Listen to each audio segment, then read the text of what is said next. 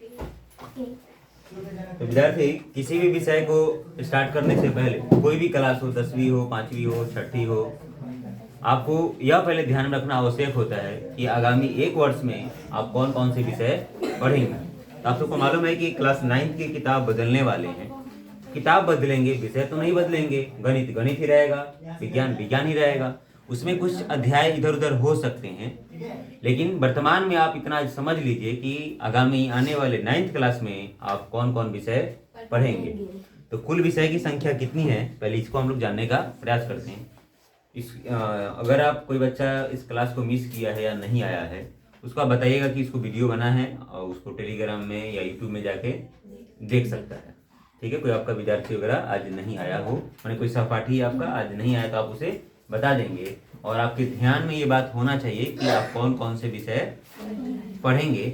इसे आप जहाँ आप रहते हैं, जिस रूम में आप रहते हैं, वहाँ पर इसे आप चिपका दीजिएगा। बच्चे भूल रहे हैं तो 1-2 बार 3 बार कुछ दिन तक याद रहेगा, तो इसे देखने की आवश्यकता नहीं है कि आपके मन में स्वतः हो जाएंगे। लेकिन आप इसको रट लेंगे। रटना समझ में आता है ना, कौन कौन से विषय सबको। एक बार मैं समझा रहा हूँ। तो नंबर ऑफ विषय हैं आपके 6। कितने पहले? 6 है। पहला है आपका इसमें गणित। आप कोई भी पहला मान सकते हो भाई। गणित को हम लोग क्या कहते हैं? मैथमेटिक्स कहते हैं। क्या कहते हैं? मैथमेटिक्स। उसके बाद क्या है? विज्ञान। विज्ञान को क्या बोलते हैं? साइंस। उसके बाद क्या है? सामाजिक विज्ञान। कुछ बच्चे सामाजिक लिखा है, गलत है। क्या लिखना है आपको? सामाजिक लिखना है। इसको बोलेंगे सोशल साइंस, हिंदी, अंग्रेजी और संस्कृत। ये संस्कृत, ये तीनों भाषा, ये संस्कृत, अंग्रेजी और हिंदी, ये तीनों भाषा पढ़ना। तो 9th क्लास में कितनी भाषा पढ़नी है प्यारे? 3। 8वीं में भी कितना भाषा पढ़ना था आपको? 3 ही पढ़ना था। और यहाँ भी कितना भाषा पढ़ना है? 3। ठीक है, इतना आपको समझ में आया। अब देखो, जब हम सामाजिक विज्ञान की बात करते हैं तो सामाजिक विज्ञान एक तो विषय है, इसमें अलग अलग भी विषय आते हैं। जैसे होता है ना, एक बड़ा विषय है, उसमें छोटा छोटा ग्रुप बांट दिया गया है। तो सामाजिक विज्ञान में अगर आप 9th क्लास की बात करें तो मात्र 4 विषय है। कितना विषय है? 4 नहीं, इसमें देखोगे तो 5 विषय हो जाएगा। कितना विषय हो जाएगा? 5। ये जो आपदा प्रबंधन भूगोल में ही शामिल हो जाता है, उसी किताब में शामिल करके आता है। तो आप वर्तमान में इतना याद रखेंगे कि सामाजिक विज्ञान में 5 विषय आपको पढ़ने होते हैं। एक विद्यार्थी का सवाल था कि भाई आपदा प्रबंधन क्या है, वही अब मैं आपको समझा दे रहा हूँ।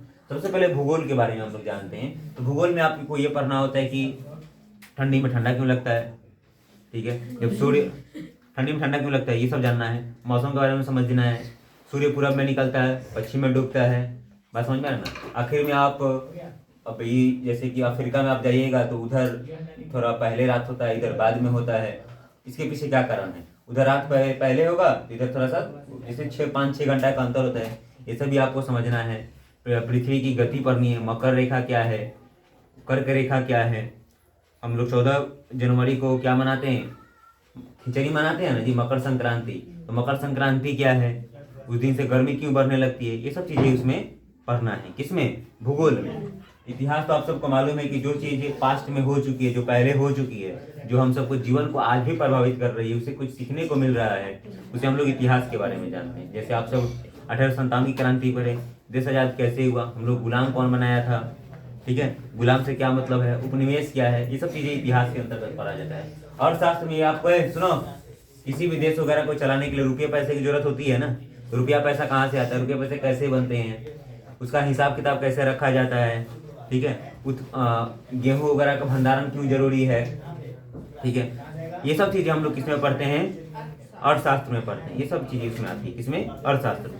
उसके बाद क्या है? राजनीति शास्त्र में। अभी आप लोग देखिए, नीतीश कुमार क्या कर रहे हैं भाई? नहीं, नीतीश कुमार इस्तीफा दिए हैं। लोकसभा क्या है, राज्यसभा क्या है, इलेक्शन 5 साल पर होते हैं, चुनाव क्या होता है, ये सब चीजें आपको राजनीतिक शास्त्र में पढ़ना होता है। ठीक है ना। संविधान क्या है, देश को कौन चला रहा है। ठीक है ना। विधायिका क्या है, न्यायपालिका क्या है, कार्यपालिका क्या होती है, ये सब चीजें किसमें आपको सीखना होता है? मैंने राजनीति वगैरह के बारे में जानना होता है पॉलिटी में। एक है आपदा प्रबंधन। जैसे मान लो, क्या उसकी ठोक रही है, इधर देखो, आपदा प्रबंधन क्या है। आप लोग कभी भूकंप का नाम सुने? कहीं कहीं आतंकवादी हमला हो जाता है, कहीं अचानक बहुत ज्यादा बारिश हो जाती है। मान लो हम लोग एक गांव है, ये इस गांव में खूब बाढ़ आ गया। क्या आ गया? घर ढह गए, पेड़ गिर गया, अधिकांश पशु नदी में दह गए। ठीक है, बह गए। तो इसका हम प्रबंधन कैसे करेंगे? मतलब अचानक कुछ ऐसी घटनाएं हो जाए जिससे मानव धन संपदा का क्षति हो जाए, क्षति पहुंचे, उसको हम लोग आपदा कहते हैं। क्या कहते हैं? आपदा दो प्रकार का होता है, एक मानव निर्मित और एक प्राकृतिक। जैसे खूब ज्यादा बारिश हो गया, बाढ़ आ गया, लोग त्रहिमाम हो गया, इसको हम कहेंगे प्राकृतिक आपदा। क्या बोलेंगे? और कोई व्यक्ति आया और यहाँ गोलीबारी कर दिया, बहुत सारे लोग मारे गए, इसको क्या कहेंगे? भी आपदा है, लेकिन ये मानव जनित आपदा है, इसको हम आतंकवादी हमला की श्रेणी में रखते हैं। इसका हम लोग प्रबंधन कैसे, जैसे भूकंप आ गया, इससे आप कैसे बचने का प्रयास करोगे, ये सब चीजें आपको पढ़ना होता है आपदा प्रबंधन में। समझ रहे ना? एक और बात आपको मैं बता दे रहा हूँ, कहीं कहीं जो बच्चा इसमें पढ़ा होता है, कहीं अधिकांश ज्यादा बाढ़ आ गया, उसमें कोई बच्चा डूब रहा है और कोई व्यक्ति जाकर उसको बचा लाया, तो उसको सरकार क्या करती है? पुरस्कार भी देती है। क्या देती है? पुरस्कार भी देती है। कहीं कहीं क्या, जैसे ये मान लो ये छोटा सा एक रूम है, भूकंप में ये ढह गया, क्या हुआ? तो कोई अंदर इसमें कैसे निकालेगा? इसको पत्थर तो हटाने में टाइम लगेगा ना। इसमें कुछ ऐसी मशीन आता है जो बताता है यहाँ पे आदमी नीचे दबाया है कि नहीं दबाया है। तो ये तमाम चीजों के बारे में इसमें पढ़ा सीखा जाता है। कुछ इसमें प्रशिक्षित कुत्ते भी होते हैं जो बता देते हैं कि हाँ जी यहाँ आदमी दबाया, यहाँ खोदी है, सुन के बताता है सब। ये सब चीजें कहाँ पढ़ना होता है? आपदा प्रबंधन में। बात समझ में आया? अब आते हैं विज्ञान में। तो विज्ञान में आपको क्या, विज्ञान का बहुत सारा हिस्सा है, ठीक है, लेकिन मेनली इसको 3 हिस्सा में हम लोग बांट के पढ़ेंगे। भौतिकी, जीव विज्ञान, रसायन शास्त्र। भौतिकी को क्या बोलते हैं? फिजिक्स बोलते हैं। जीव विज्ञान को बायोलॉजी, और इसे क्या कहते हैं? केमिस्ट्री। क्या कहते हैं? बहुत सारा बच्चे इसको क्या पढ़ता है? केमिस्ट्री पढ़ देता है कि सी से च है, लेकिन इसको केमिस्ट्री नहीं पढ़ना है, क्या बोल क्या प्यारे? केमिस्ट्री पढ़ना है। केमिस्ट्री को हम लोग क्या बोलते हैं? रसायन शास्त्र। कुछ लोग इसको रासायन कह देता है। क्या कह देता है? रासायन, लेकिन इसको क्या है? रसायन। भौतिकी में क्या पढ़ना होता है? भौतिकी में आपको पढ़ना है, जैसे जब हम लोग साइकिल से चलते हैं भाई, साइकिल सड़क अगर उबड़ खाबड़ है तो लेट से पहुंचते हैं ना, साइकिल नहीं चलता है ठीक से, तो आखिर में हम लोग लेट से क्यों पहुंचते हैं? ये सब जानना है भौतिकी में। आपका जो साइकिल का पहिया है, क्या है? पहिया है ना जी, उसको अगर वो पूरा स्मूथ हो गया है, पूरा एकदम इस तरह से चिकना हो गया है, तो आपका गिरने का चांस बहुत ज्यादा हो गया। नया नया होता है, बट छोटा छोटा इस तरह से उबड़ खाबड़ होता है ना, उसका चक्का का हिस्सा वाला देखना, जिसे हम लोग गोटी कहते हैं।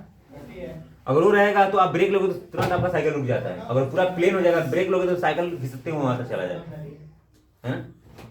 तो सब उसमें सीखना होता है फिजिक्स में, आखिर में ऐसा क्यों हो रहा है।